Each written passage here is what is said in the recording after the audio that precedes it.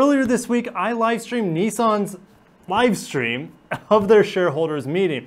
And this meeting was scheduled to run maybe around 40 minutes or so. Instead, the event turned into a near 2-hour disaster that was directed at Nissan's executives, which included rants, roasts, and of course accusations from the shareholders to the Nissan executives. That is why you don't have cars that attract people. Despite all the put downs, Nissan actually had about 11 minutes straight of their future plans to restore the company to greatness, or what they would call Nissan-ness. No one knows what that means still. But in today's video, we're going to dive deep into that 11-minute Nissan dream and discover if it's full of empty promises or if it's their ticket to the promised land.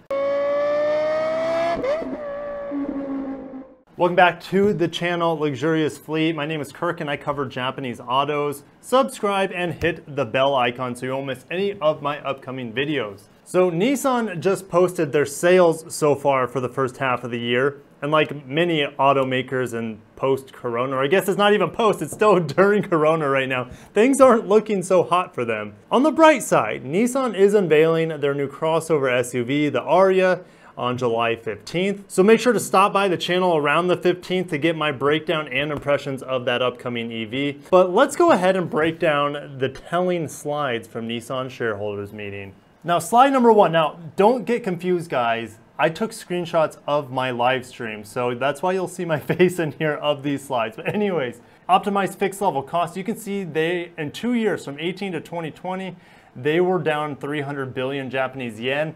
That's roughly almost 3 billion US dollars. So they keep talking about core here, reduction from non-core, invest in core, more efficiency, invest in core. They never say what core is. So this slide doesn't mean a whole lot for me. I had to look up what G&A meant. G&A means, that's why I have my phone here, G&A means general and administrative expenses that include rent, utilities, insurance, legal fees, and certain salaries. Well, we know the salaries are being cut from the executives. We do know that. So reduce costs, they say they're investing more in their core, but like I said, what does that really mean? Next slide, reducing production capacity, 20% capacity reduction to 5.4 million units. Now they're closing the Indonesia plant. They're intending to close the Barcelona plant and maintaining Sunderland as the production base, and optimize North American plants production by segment and platform. And they want to keep this production utilization ratio above 80%. That's why they're closing a lot of plants. Well, 2 is a lot if you ask me, because of that they both produce thousands of units. And in just 5 years, from 2018 to 23, they would have reduced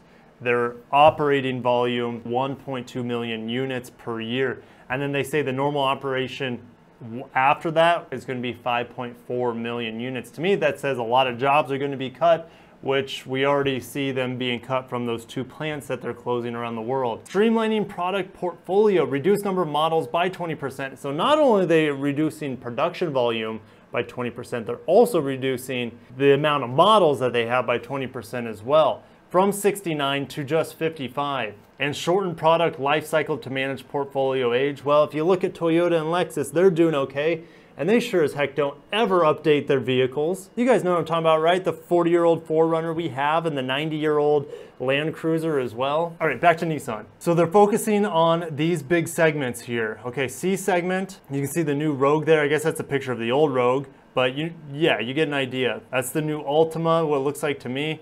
And then you have maybe the Kicks. This is hard for me to see, or maybe a model that we don't get here stateside.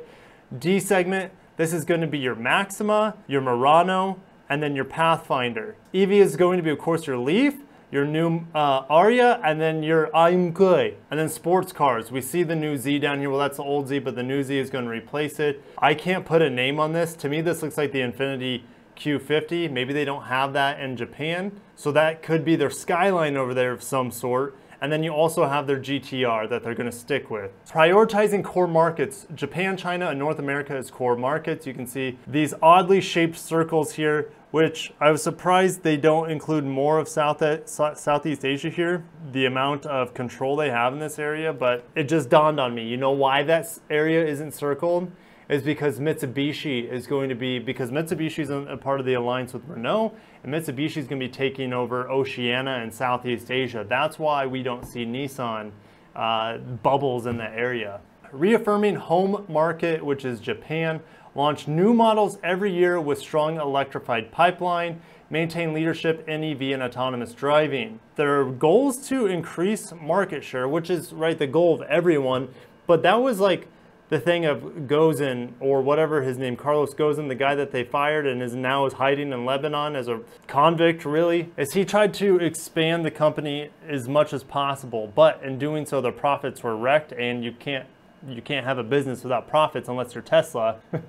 But you can see your continued product. From 2019 to 2023, there's a lot of e-power vehicles coming to the Japanese market. The only e-power vehicle that I know of right now is the recently announced Nissan Kicks, which I don't think we're gonna get the e-power version here anytime soon. It's also, that vehicle is also going to be in Thailand, if I remember correctly, but that's funny because remember I just talked about them not being in Thailand?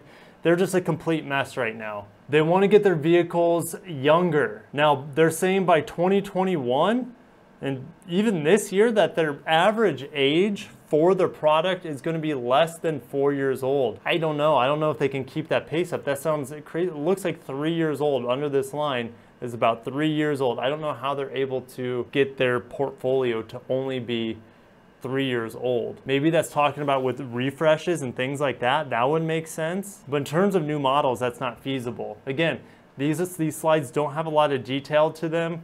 Gives me a little concern for Nissan's future, of course. They do want to have 90% ProPilot, and they do want to have 90% e-power. We're still in Japan. Sales of Kicks e-power starts on June 30th. The time of this recording, that's already in the past. And world premiere of the all-new Aria crossover EV on July 15th. And then rebuilding quality business in the United States. China and the United States is their main market outside of Japan. Shift business to more retail sales and less fleet.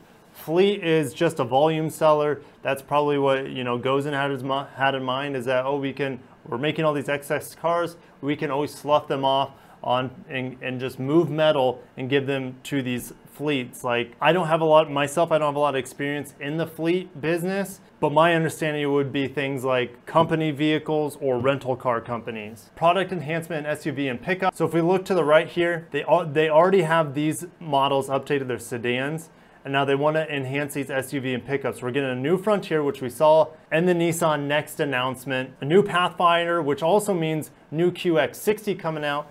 Now, I don't think these are going to be on a new platform. They're on the same platform that they built with Renault. I think it's like the D. I think it's called the D platform.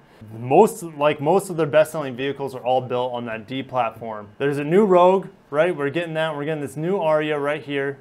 And there's 3 other vehicles that they say are going to be out by 2023. I don't know what they could be. They could be e-power, they could be EV. With how small this one is, I almost would think that's the I am good. Okay. So if you look here, this is that same slide or the same graph we saw earlier with a 4-year mark, but this is for the United States market. They want to be at 4-year-old cars for the United States market, but in Japan, as you can see here, they want to be at more like a 3-year-old product because maybe it's a little bit more competitive there. They need to have things a lot more fresh for that market. They're saying the SUVs and pickups will be a tiny bit older here in the States, which is no surprise, they already are, and the sedans will be a little bit newer overall on average. They're saying that they're going to get a 10% net revenue by stronger product and less sales incentives. I don't know how they're going to get plus 10% net revenue. Coronavirus has just wrecked their 2020 year. Maybe they're just looking at 2021. Maybe they've already scrapped 2020 and they're just like, we're looking forward to 2021. We're going to compare 2021 to 2019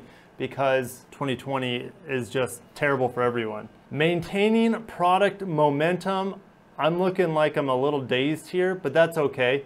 12 new models in 18 months. I'm just going to pause right there. I don't know how that's possible. In the shareholders meeting, the live stream, none of them believed it either. That's a tough pill to swallow. 12 new models in 18 months. It's hard to wrap my head around. Gosh, it's a new model every a month and a half? Is that my math right? It's a new model every month and a half? I don't know. Nothing too crazy on this page here. We know we're getting this QX55, which is just a sport coupe version of the QX50. No one asked for that, Infiniti. Ramping up electrification, on track to introduce more than 8 pure EVs by 2023. E-Power expansion to B and C segment across regions. Electrification ratio, this is cool. Japan 60%, China 23%, Europe 50%. United States isn't on there. They're pulling out of Europe. Why? You know, they're reducing their volume in Europe. Yes, Europe has really high standards for emissions, so that's why they're saying no 50%, but they're drawing back. They're pulling out of Europe. At least that's, I could see them out of Europe in 5 years from now. And there's no mention of America. I don't know why. That would give them maybe some excitement here in the States, but we know this Aria is coming here in the States. We don't know what this Key EV is, which is only for Japan. It's a Key car. We get all these special ones for China. Of course, the Leaf is going to stick around for America. And then this van is canceled for America. All vans, I didn't make a video on this, but all Nissan vans are being pulled out of America. They're being canceled, which is kind of sad, but it is what it is. So they have 3 new EV models. I hope, pray to God, America gets one of them. You know, I love EVs. I love the technology. I love the excitement of something new, and I love how EVs drive, how quiet they are, how much power they give you, the immediate torque. Zach Morris, timeout. If you're not familiar with E-Power, E-Power is like their version of hybrid. So it's really just a gasoline engine as a generator that provides power for an electric motor. The gasoline engine itself does not power the wheels. It's all done through the generation of energy by the gasoline engine. So Nissan Note, which I don't think is in America anymore. We don't have the Serena, which is a Japanese only vehicle. And the Kicks, which you can see is Thailand and Japan, which they have 5 more planned. There's a chance that some of those could be Infinity models, because Nissan has been talking about that. I should say Infinity has been talking about that more specifically. They're gonna have the future of Infinity, and it needs to happen like in the next 2 to 3 years, if they're even around by then, for E-Power to take over that lineup, and then EVs as well. Everything else they have, yes, the red sports are cool. They don't sell enough of them, and the QX60 is so outdated at this point. I know they're coming out with a new one, but it's still based on the old platform from my understanding. So yeah, QX55, anyone? Well, that's all the slides that they gave us. They do have a lot of stuff in the pipeline.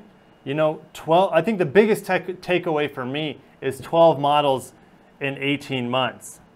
I will have to see it to believe it.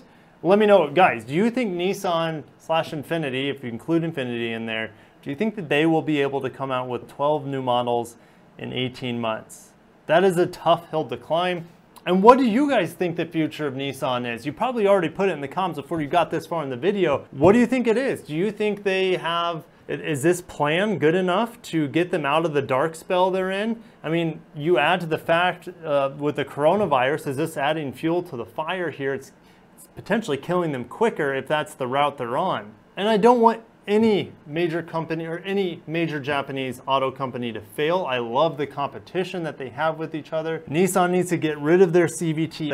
Everyone calls them the Jatcos. I don't know enough about them because I stay away from CVTs, other than, it's not really CVT in my Prius, but you guys know what I mean. You stay away from the Nissan CVTs like it's the plague. But yeah, if they get rid of that, or better yet, they just go to E-Power everything and electrify everything. The problem is battery supply. We know Toyota's having a hell of a time right now having battery supply for the RAV4 Prime. But yeah, guys, thank you so much for watching. Head over to my Amazon page where you can see model cars fly off my desk. I don't know, just check it out. See if you find anything you like. And thank you so much for watching Luxurious Fleet. I'll catch you in the next one. Until next time, peace out. You don't have cars that attract people. Nissan, I thought it should be about EV, which is the strength of Nissan, but you didn't talk much about it, did you? So if harsh. You look at Toyota will be releasing EV, I understand. And for 10 years, Nissan has been selling EV, if I understand correctly. And your sales volume, what's the sales volume of your EV? How much share do you enjoy? Because it's not user-friendly. People are not buying your cars. It's about autonomy. It's about driving range. I think driving range is the issue.